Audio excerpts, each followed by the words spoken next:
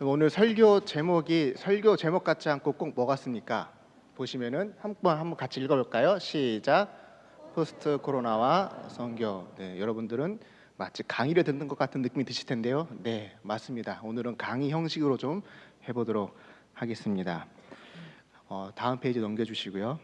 여러분, 지금 저희는 코로나 시대를 살고 있습니다. 물론 이제 곧 그러니까 코로나 이후에, 그러니까 우리가 2년 반 동안 거의 3년 가까이 지냈는데, 아마 이 3년이라는 시간은 우리의 많은 것들을 변화시켰고 또 계속해서 변화시켜 갈 겁니다.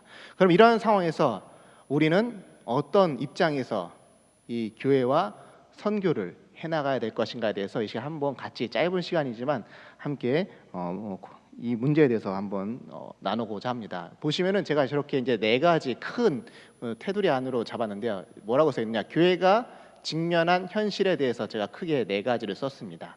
보면은 첫 번째가 뭐라고 돼 있죠? 글씨가 잘 안 보이시지만 제가 읽어드릴게요. 1번 교인 감소 및 재정 감소, 2번 교회의 이미지 실추, 3번 교회의 공공성 부재, 4번 선교사 추방의 시대. 이 4가지는 다 깊은 연관성이 있습니다. 문제는 이게 우리가 현재 처한 현실이라는 겁니다. 코로나로 인해서 비대면이 오랫동안 지속됨으로 인해서 많은 교회들이 큰 타격을 입었습니다. 그것은 무엇이냐? 교인 수가 반 이상 감소를 했다는 것이죠. 저희 교회도 그렇죠.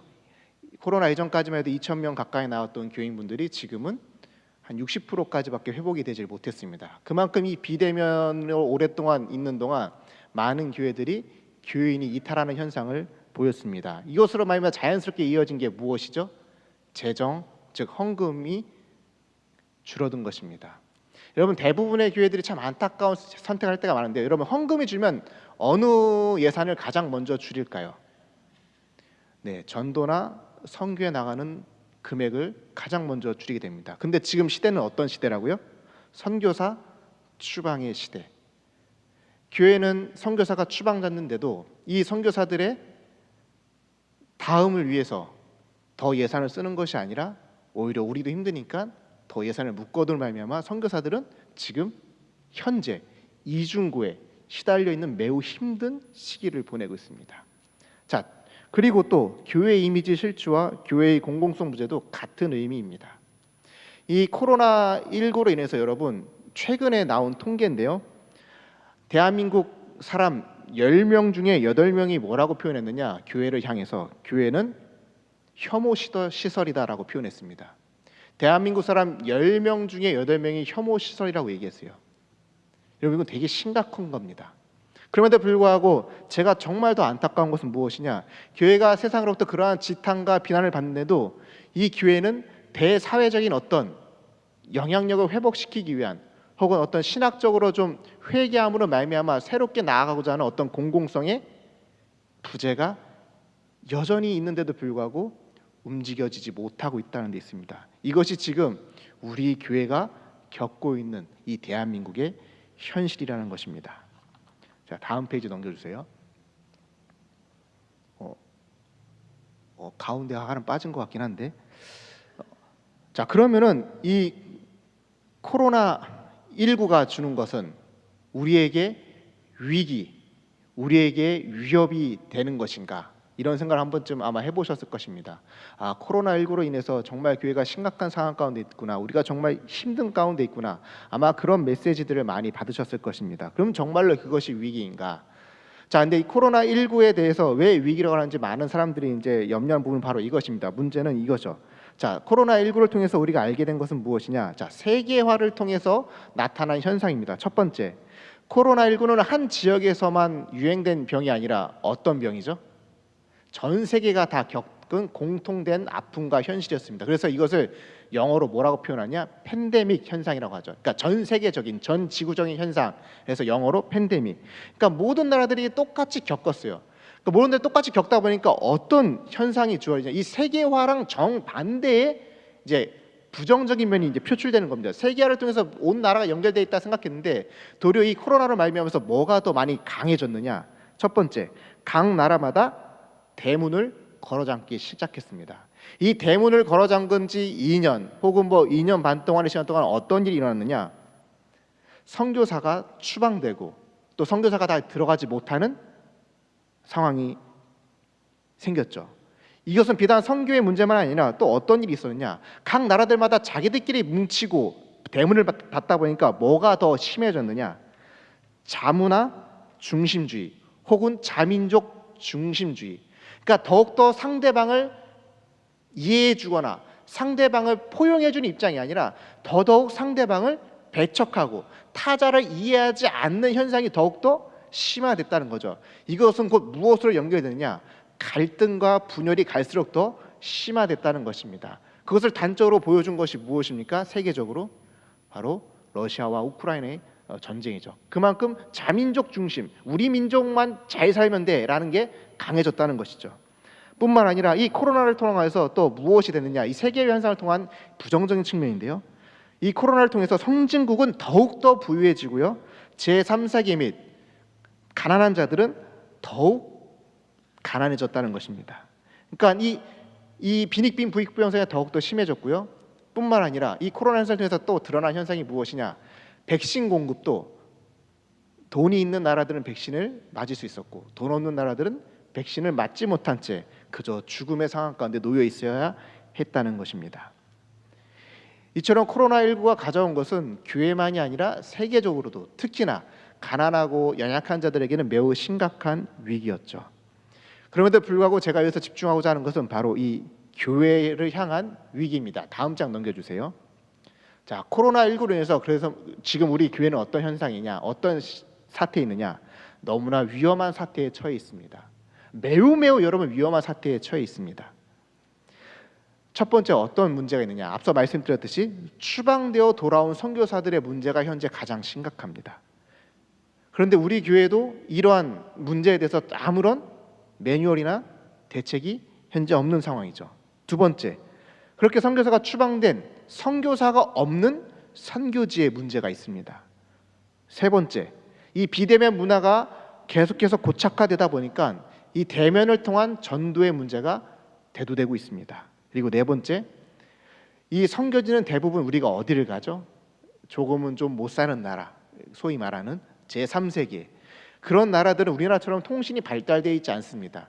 그러니까 비대면 시대이기 때문에 온라인을 통한 어떤 예배가 이루어져야 되는데 그게 불가능하다는 거죠. 그러니까 선교지의 온라인 전환의 문제 이런 거에 있어서 한국 교회가 그 어떠한 대응적 차원도 지금 못 해주고 있는 현실.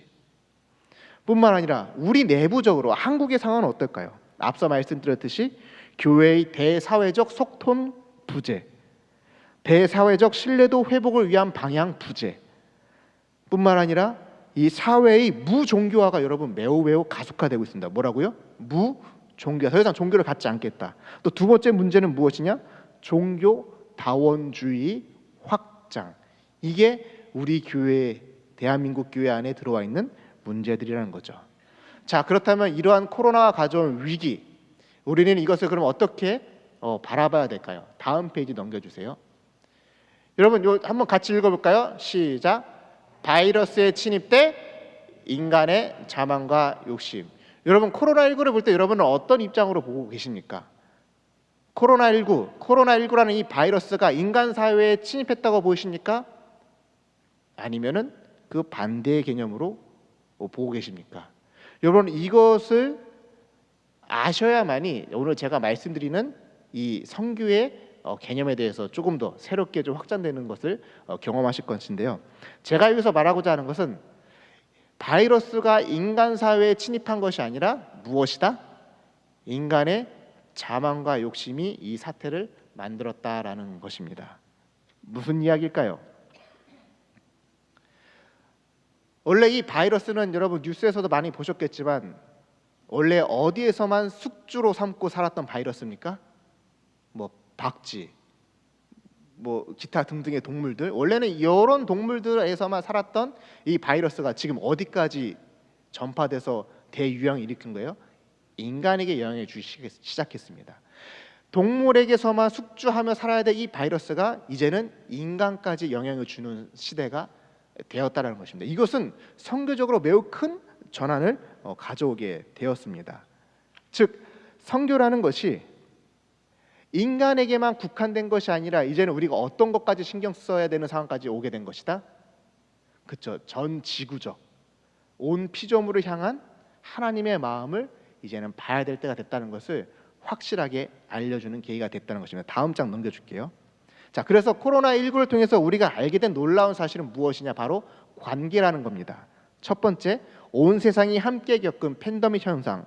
두 번째, 동물의 질병이 이제 인간의 질병이 되는 세상. 세 번째, 이것을 통해서 선교에 대한 신학의 발전과 전환이 이제서야, 아니 이미 이전부터 그 개념들이 있었지만 이제서야 전 지구상에 있는 교회들이 이제서야 그걸 피부로 느끼고서 나서 이제 하나 둘씩 변하기 시작했다는 것입니다. 자, 다음 장 넘겨주세요. 그래서 저는 요거에 대해서 오늘 우리들이 가져야 될 어떤 기본적인 개념을 무엇으로 정의했느냐? 우리 한번 같이 읽어볼까요? 시작. 선교적 교회. 네, 선교적 교회.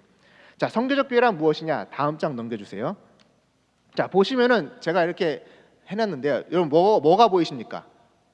성부 하나님, 성자 예수님, 그리고 성령 하나님이 다 어떻게 돼 있죠? 더하기가 돼 있죠. 그러니까 삼위일체 하나님. 이 삼위일체를 통해서 누구를 보내신 걸로 돼 있습니까? 네, 교회를 보내는 걸로 돼 있습니다. 저게 이제 이 화살표인데요. 잘 안 보이죠? 자, 무슨 얘기냐? 여러분, 우리가 교회에 대해서 예전에 배울 때 교회 안에는 어떤 기능이 있다고 배웠죠? 5가지 있는데, 하나는 예배, 봉사, 교육, 전도, 선교, 혹은 전도와 선교를 묶는 데도 있고 안 묶는 데도 있는데, 이렇게 이제 교회 안에 5가지 기능이 있다라고 얘기를 합니다. 그래서 교회 안에 이 기능이 있기 때문에 선교를 보통 선교의 주체를 누구로 생각했느냐? 교회 혹은 당회라고 생각했습니다. 그동안은. 그러나 이러한 세상의 변화와 신학의 선교 개념의 변화를 통해서 가장 중요한 개념이 등장하는데, 그것은 무엇이냐? 바로 하나님의 선교라는 개념입니다. 그러니까 선교는 교회가, 당회가 결정해서 보내는 것이 아니라 누가 하는 것이다? 하나님이 하시는 것이다. 자, 이거에 대해서 제가 설명을 좀 드리도록 하겠습니다. 자, 다음 장 넘겨주세요. 자, 보면은 제가 크게 오늘 4가지만 말씀드릴 건데요. 자, 한번 첫 번째 뭐라고 써 있죠? 삼위일체 하나님의 선교. 따라해 봅시다. 삼위일체 하나님의 선교. 자, 두 번째 성육신적 선교. 세 번째 하나님 나라를 구현하는 선교. 네 번째 생명을 살리는 선교. 자, 여러분 오늘 다시 말씀을 좀 보도록 하겠습니다. 요한복음 말씀, 여러분 성경책 아까 본문 읽었듯이 그 부분을 좀 다시 볼게요. 오늘 본문 보시면은, 자, 21절부터 보시면 예수께서 또 이르시되 너희에게 평강이 있을지어다 하시면서 뭐라고 돼 있죠? 아버지께서 나를 보내신 것 같이 나도 너희를 보내노라. 그러니까 세상 가운데 선교를 하기 위해서, 전도를 하기 위해서 보내시는 그 주체자는 당회나 교회가 아니라 무엇이라고요? 하나님, 성삼위 하나님이라는 겁니다. 그러니까 성부 하나님께서 예수님을 이 땅에 보내신 것처럼 나도 너희를 보낸다라고 합니다. 그런데 중요한 것은, 자, 다음 22절도 볼게요. 22절 보시면, 이 말씀하시고 그들을 향해서 숨을 내쉬며 이르시되 뭐라고 표현하시죠? 성령을 받으라. 그러니까 선교라는 것은 삼위일체, 성부, 성자, 성령이 삼위일체로서 이 선교의 주체자가 삼위일체 하나님이시면서 그것을 통해서 누구를 우리 세상 가운데 보내셨다? 우리 교회를 보내셨다는 것입니다. 하나님께서 예수님을 이 세상에 보내셔서 선교를 하셨듯 마찬가지로 이 삼위일체 하나님을 통해서 우리 교회를 세상 가운데 보내는 것, 이것이 바로 선교라는 것입니다. 여러분, 지금은 아까 말씀드린 선교의 위기, 교회의 위기라고 했습니다. 그리고 선교사가 추방되는 시기 가운데 있습니다. 마치 우리 교회 입장에서 보면은 선교의 문이 점점 닫히는 것 같고, 선교가 점점 막히는 것 같고, 선교가 갈수록 힘들어지는 것 같은 그러한 생각이 듭니다. 왜? 선교를 교회가 해야 된다고, 교회가 주체가 되었기 때문에 그러한 생각이 드는 것입니다. 그러나 선교는 누가 하시는 것이다? 하나님이 하시는 것이다. 다시 말해서 우리가 생각할 때는 문이 닫혀 있는 것 같고, 우리가 생각할 때는 선교사가 못 들어가기 때문에 더 이상 복음이 전파되지 못할 것 같은데, 그러나 선교는 하나님이 하고 계시기 때문에 우리 인간적인 입장에서 문이 닫혀 있지만, 그러나 그 자리에 이미 누가 가 계시다? 이미 하나님은 그 자리에 계시다는 것입니다. 그렇다면 우리는 또 다른 방법으로서 하나님이 우리를 사용하실 것을 여러분 우리는 믿어야 한다는 것입니다. 우리는 그것을 믿고 어떻게 해야 된다? 기도해야 된다는 것입니다. 우리는 그때를 기다려야 된다는 것입니다. 좌절하고 절망하고 예산이 줄었으니까 선교비를 줄이고 이것이 아니라 하나님은 반드시 그 길을 주실 것입니다. 우리는 그때를 대비해서 여러 가지를 준비해야 된다는 것이죠. 근데 문제는 그러한 개념, 그러한 선교적 개념을 갖추기 위해서 제가 오늘은 이 네 가지 큰 특징적인 신학적 고찰로서 여러분들과 함께 나누고자 합니다. 첫 번째, 삼위일체 하나님의 선교입니다. 다시 PPT 띄워주세요. 삼위일체 하나님의 선교. 이 삼위일체 하나님의 선교는 우리가 읽었듯이 세 분 하나님께서 선교의 주체로서 먼저 움직이고 계신다는 것입니다. 그리고 교회는 그 하나님의 그 선교에 동참하는 것이죠. 자, 하나님의 이 삼위일체 선교는 이 예수님 때부터 시작된 것이 아니라 언제부터 시작됐을까요? 창조 때부터 이미 삼위일체 하나님의 선교는 시작이 되었습니다. 하나님께서 죄가 없던 그 시절에 인간에게 무슨 명령을 내리셨죠? 땅에 생육하고 번성하라, 충만하라, 정복하라. 여러분, 이 단어가 어떤 무력으로, 어떤 기술로, 어떤 힘에 의해서, 어떤 강압에 의해서 하는 것처럼 느껴지십니까? 다시 말씀드리자, 하나님께서 이 말씀하실 때는 그때는 무엇이 없었다? 죄가 없었습니다. 타자를 질받거나 타자를 어떤 무력으로 누르는 그런 것이 아니라는 것이죠. 무슨 얘기냐? 하나님의 사랑으로 세상을 돌봐야 된다는 것. 그러니까 온 세상이 하나님의 그 통치 안에 권할 수 있도록 그렇게 우리는 세상을 향해서 나아가야 된다는 것입니다. 앞서 말씀드렸듯 코로나를 통해서 무엇까지 연결되어 있다는 것을 보여주셨습니까? 코로나를 통해서 인간과 인간만 연결되는 것이 아니라 인간과 모든 피조물이 다 연결되어 있다는 것을 보여주고 있습니다. 다시 말해서 성삼위 하나님께서 이 땅을 만드시고 이 땅을 창조하시고 모두가 함께 살 수 있도록 만들어졌다는 것은 우리의 선교의 대상이, 우리의 선교의 지평이 그저 인간 대 인간이 아니라 바로 전 지구적으로 돼야 된다는 것을 오늘 우리에게 말씀해 주시는 것입니다. 자, 두 번째, 성육신적 상황화 선교입니다. 성육신적 상황화 선교. 여러분, 예수님의 이 땅에 오심을 우리는 성육신 하셨다라고 정확하게 다 알고 계실 것입니다. 그러나 여러분, 예수님께서 성육신 하셔서 온 인류를 대상으로 선교하셨나요? 여러분, 그거 잘 아셔야 됩니다. 예수님께서 이 땅에 오셔서 모든 민족 사람들을 다 만나주시면서 그 사람 하나하나한테 다 복음을 전해주셨나요? 그렇지 않습니다. 유대인 사회 안에서, 유대 문화 안에서 유대인이 쓰는 언어로 하셨다는 것이 중요합니다. 즉 예수님도 그 특정적 상황과 한계 안에서만 하셨다는 것을 여러분 기억하셔야 됩니다. 다시 말해서 성육신적 선교란 철저히 타자 중심의 선교라는 것입니다. 하나님 입장에서 우리에게 일방적으로 뭔가를 주시는 것이 아니라 예수님도 유대 사회에 들어가서 유대인과 교제하면서 유대인의 말로써 선교를 하셨듯 우리의 선교도 그렇게 돼야 된다는 것입니다. 무슨 얘기냐? 여러분, 유럽 사회가 지금 말하는 것은, 유럽 사회가 얘기하는 선교는 우리는 실패했다라고 여러분 얘기하고 있습니다. 서구 사회가 얘기하는 것. 바꿔 말해서 우리 한국 사람들도 선교를 나갈 때 어떤 입장으로 나아가야 되느냐? 한국식의 선교가 아니라 바로 그 지역의 문화와 그 지역의 상황들을 고려하면서 선교해야 된다는 것이죠. 내가 이렇게 은혜 받았으니까, 내가 이렇게 하나님을 만났으니까 이 방식 그대로 그 사람들에게 주입하는 것이 아니라 어떻게 해야 된다? 그들의 방식으로.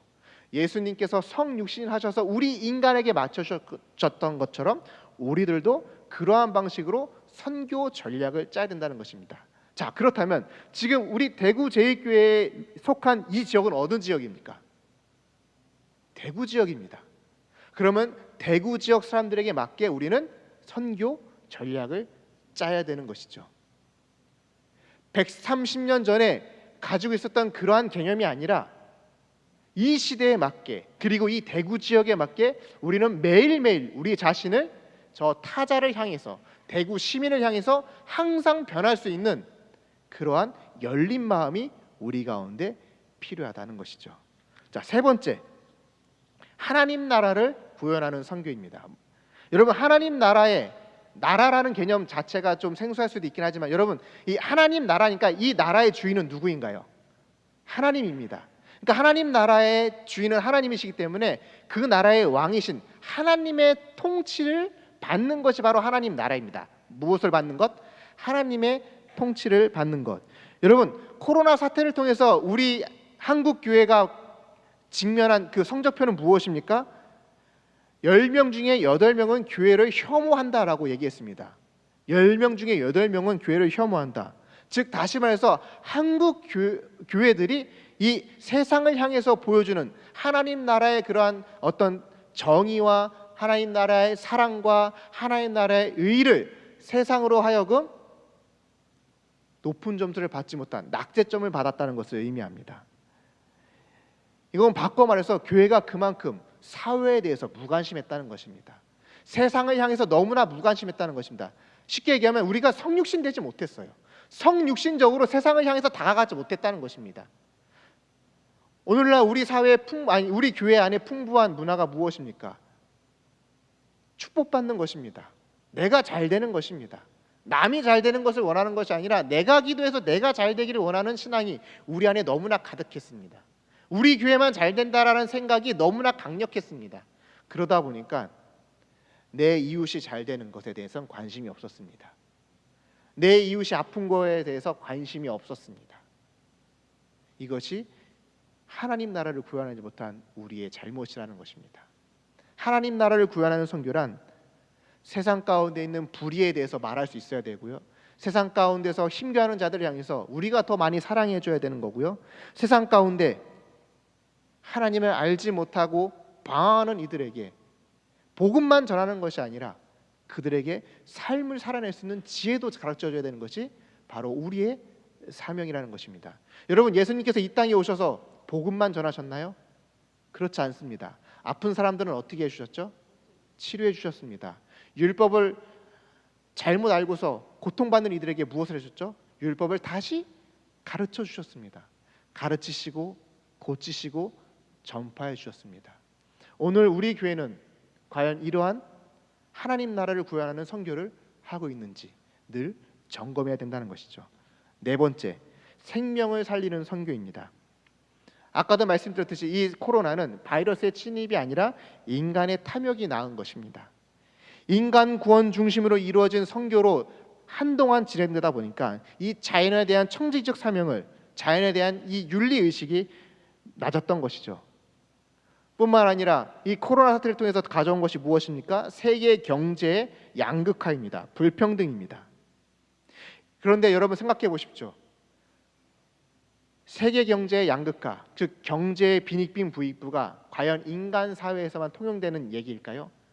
하나님 관점에서 한번 생각해 보십시오. 창조주 하나님의 입장에서 한번 생각해 보십시오. 코로나19는 무엇을 가져온 재앙입니까? 인간 사회의 부유함과 피조 세계의 피조물의 빈익빈 형상을 바로 이 코로나가 보여준 것입니다. 우리 인간의 무분별한 개발, 무분별한 낭비를 통해서 우리는 좀 윤택해졌지만 정작 이 피조물들, 이 자연 세계는 더 어떻게 됐습니까? 그들은 더 연약해졌습니다. 그들은 더 빈약해졌습니다. 경제 논리는 우리 인간 사안에서만 통용될 것이 아니라 하나님의 관점에서, 이 자연적 관점에서도 볼 수 있어야 된다는 것입니다. 말씀을 마치도록 하겠습니다. 다음 페이지 보여주세요. 선교는 누가 하시는 것이다? 하나님이 하십니다. 그런데 하나님은 인간에게만 관심을 두시는 것이 아니라 하나님은 어떤 하나님이시다?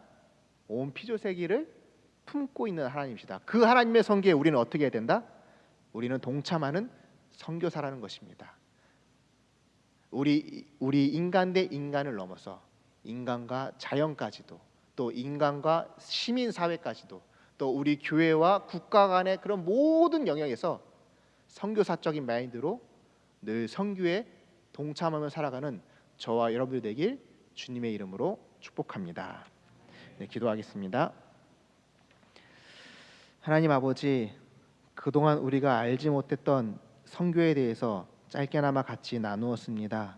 주님, 그저 복음을 전하는 것으로 우리의 사명을 다했다 여기지 않게 하여 주옵시고, 하나님의 그 삼위일체적 선교가 무엇인지를 늘 묵상하면서 성육신적 선교로 나아갈 수 있도록 하나님 나라의 하나님 나라를 이루어 드리는 선교로 나아갈 수 있도록, 또 생명을 살리는 선교로 나아갈 수 있도록 주님 우리 교회 성도님들을 붙잡아 주시고 사용하여 주옵소서. 예수님의 이름으로 기도합니다. 아멘.